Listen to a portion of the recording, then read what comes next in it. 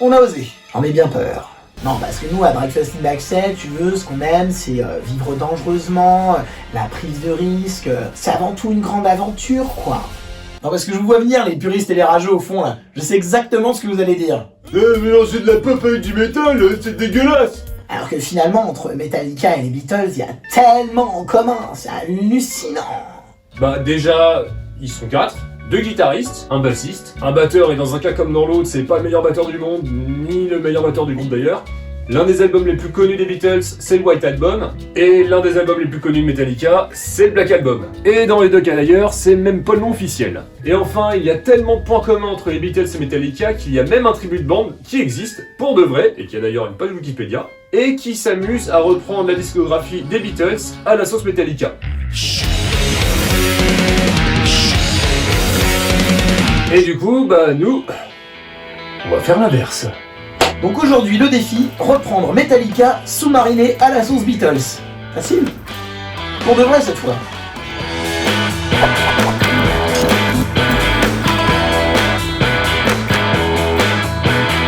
Bon, la dernière fois, on a quand même bien ramé à mélanger deux artistes que tout oppose entre Lady Gaga et Led Zepp. Alors aujourd'hui, je peux vous dire qu'on va la jouer un petit peu plus colosse. On va pas y aller par quatre chemins, vous avez lu le titre de cette vidéo, on reprend Enter Sandman avec le son des Beatles. Oui bon ok, on s'est pas trop foulé, on n'est pas les premiers à la reprendre celle-là.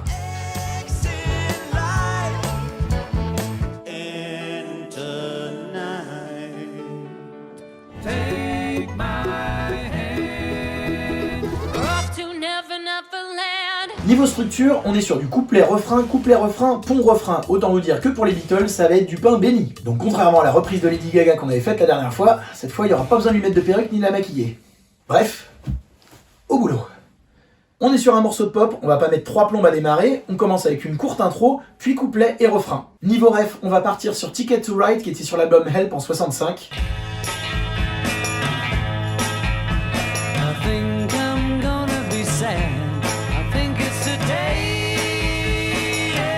Et on va avoir de la batterie, quelques percus, de la basse, des guitares, de la voix évidemment, et une petite surprise. Premier élément qu'on va enregistrer qui va nous servir de base pour la suite, la guitare, avec ce riff d'Enter Sandman qui est quand même l'élément le plus emblématique du morceau. Et on va faire ça avec une guitare 12 cordes qui était très utilisée par les Beatles, et d'une manière générale par les artistes des années 60. Et là franchement, ça a pas été très compliqué de le faire sonner Beatles.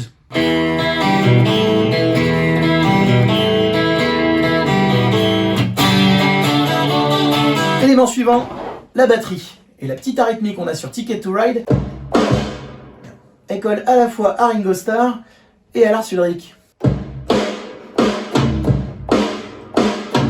Et comme on est dans les années 60, on fait rarement un morceau de pop sans tambourin.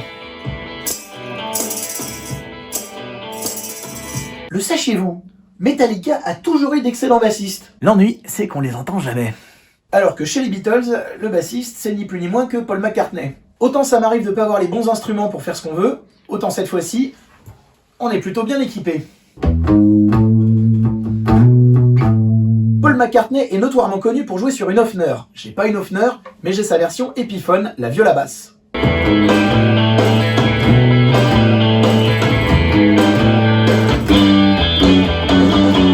L'intro, c'est fait, c'était rapide. Ouh que j'aime la pop.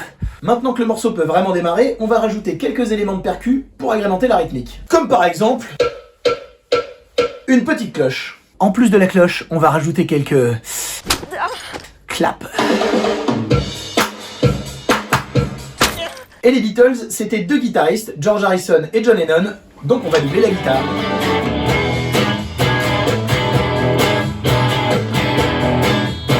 Et avant de passer à la voix, on va se permettre une petite fantaisie. Les Beatles avaient plaisir à utiliser quelques instruments issus de la musique hindoustanie. On va donc rajouter un peu de sitar. Et comme vous vous imaginez bien, j'ai pas de sitar, donc on va utiliser le clavier. Ou pas.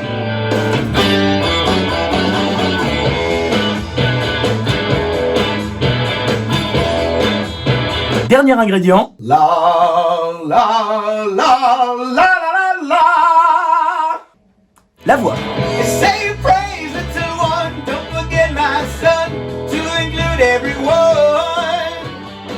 On est chez les Beatles, on va donc ajouter une harmonie vocale.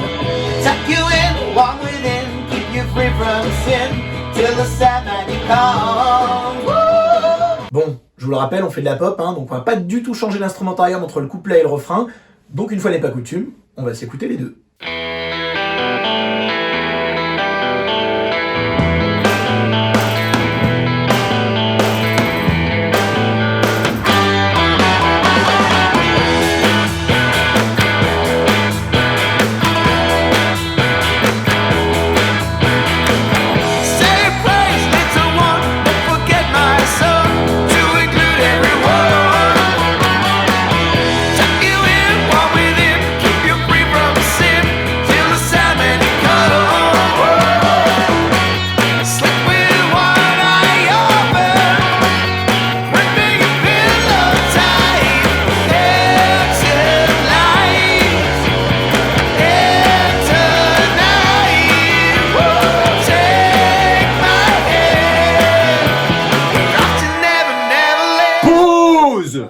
Dans un premier temps, on a fait une version de Enter Sandman où on repartait sur Ticket to Ride. Et ce, du début à la fin du morceau. Sauf qu'on est chez Breakfast in Backstage et qu'on a envie de vous proposer une vraie fresque sonore des Beatles, donc on va changer complètement d'ambiance pour ce deuxième couplet. Alors par avance, si vous trouvez que ce morceau sonne un petit peu trop medley, eh ben c'est parce que c'est le cas. Comme d'habitude, on va commencer par la batterie, avec un son très spécifique que vous allez reconnaître tout de suite et qui vient de 1969 avec Come Together. Putain. Not quite my tempo. Putain, ça me gave. Putain, mi sol, pas compliqué. Ça n'est pas une touche, Alexis.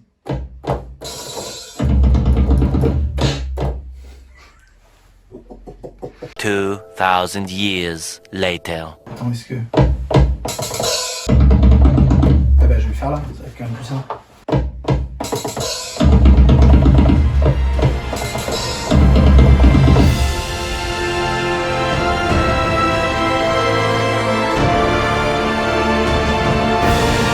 Basse. Ah, basse.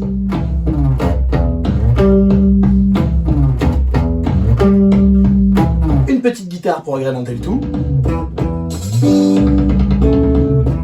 En 1969, après plus de 3 ans sans avoir joué devant un public, les Beatles préparent un show qui devait être joué en direct à la télé. Ce show deviendra d'ailleurs le fameux rooftop concert donné sur le toit d'Apple Records, et sur ce rooftop, on retrouve au clavier Billy Preston, qui est un vieux copain des Beatles avec qui ils avaient l'habitude de partager la scène au début de leur carrière à Hambourg. Et ce Billy Preston, on l'entend sur une bonne partie de l'album Let It Be, et pas du tout sur Come Together.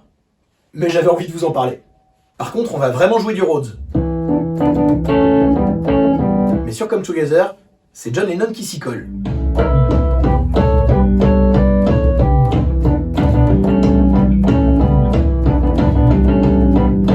Bon, on vient de poser l'instrumental, la suite vous la connaissez, on va poser la voix. L'avantage, c'est que Come Together est un morceau de blues. Et finalement, Enter Sandman aussi. Du coup, la voix, elle se pose toute seule. Something's wrong, shut the light, heavy thoughts tonight, and the heart of Snow White. Le couplet est posé, on passe bien évidemment au refrain. Et toujours dans cette idée d'aventure, de prise de risque, de danger, on repart quelques années en arrière avec Eleanor Rigby.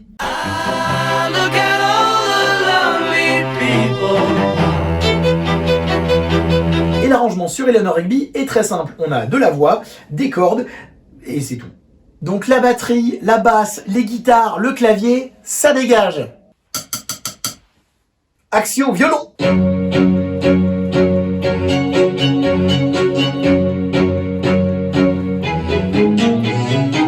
Musica maxima.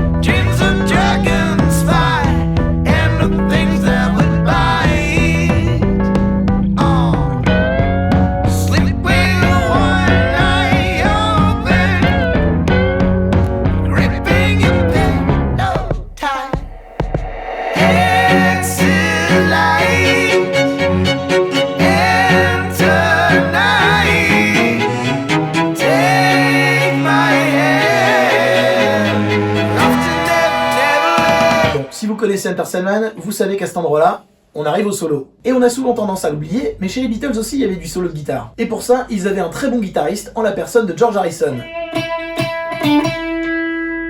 Pour le solo, on va globalement revenir à la même base instrumentale qu'on avait au début, et pour le solo lui-même, on va prendre le solo de And Your Bird Can Sing,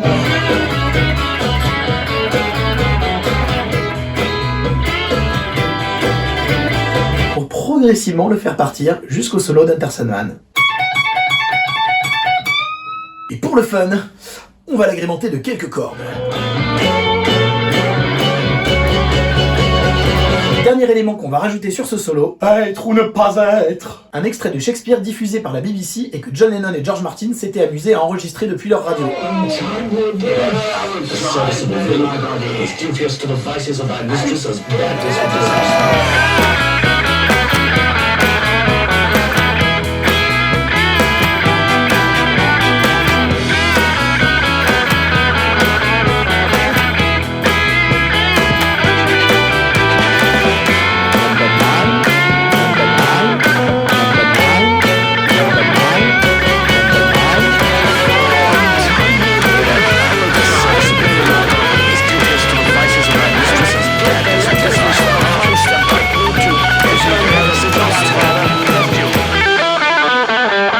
Moment d'Enter Sandman, juste après le solo, on arrive sur un pont ultra culte où Metallica utilise une prière pour enfants du XVIIIe siècle. On se demande bien ce que John Lennon aurait fait sur ce passage.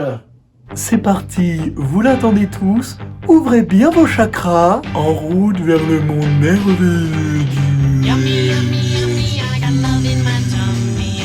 Donc la partie la partie psyché, bien sûr. Pour commencer, on va changer de métrique et passer sur un 3 temps au lieu du 4 temps qu'on avait jusqu'à maintenant. Une basse en descente d'acide, enfin en descente de gamme.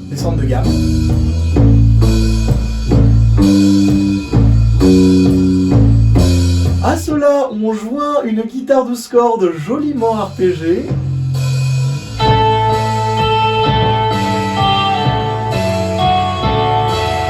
À cela, on fixe une guitare avec plein de reverb et surtout passer dans un cabinet Leslie.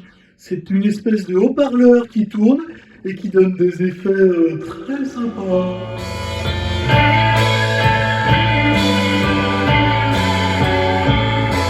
Afin d'obtenir un son chimiquement pur, nous allons doubler la guitare avec un nouvel élément. On va utiliser un orgue Lowrey qui était un orgue familial extrêmement répandu en Angleterre à cette époque.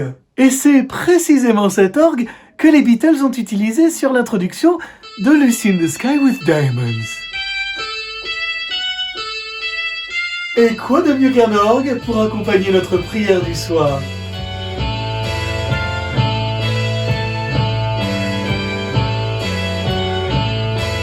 Sur leur période psyché, les Beatles sont aussi connus pour avoir utilisé beaucoup le mélotron, notamment sur Strawberry Fields Forever, et c'est ce qu'on va utiliser maintenant sur cette partie.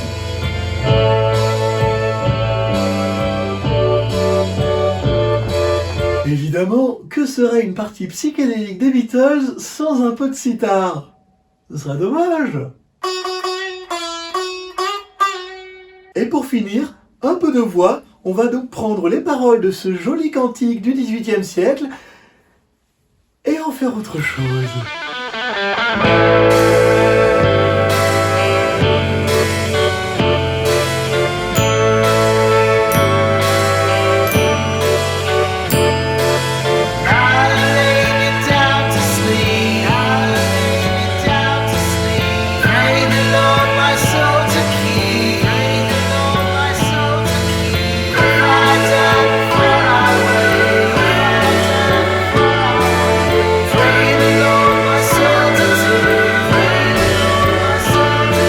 Et maintenant, on quitte progressivement le pays des merveilles pour revenir vers le début du morceau. Voilà. Et on finit là-dessus. C'est de la pop. Tu t'attendais à quoi?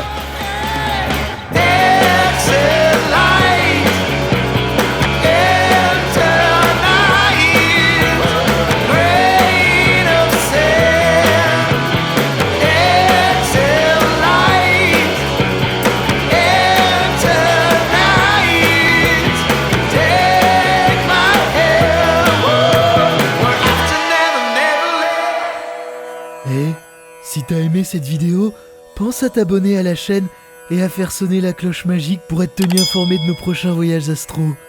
Et si tu veux ouvrir bien grand tes chakras, tu peux aussi lâcher un commentaire plein d'amour et de bienveillance pour le référencement. Et si tu veux vraiment atteindre une nouvelle forme de conscience cosmique, tu peux aussi partager cette vidéo pleine d'amour et d'eau fraîche à tes amis, tes grands-parents ou à un mec de droite. Allez, namasté à tous.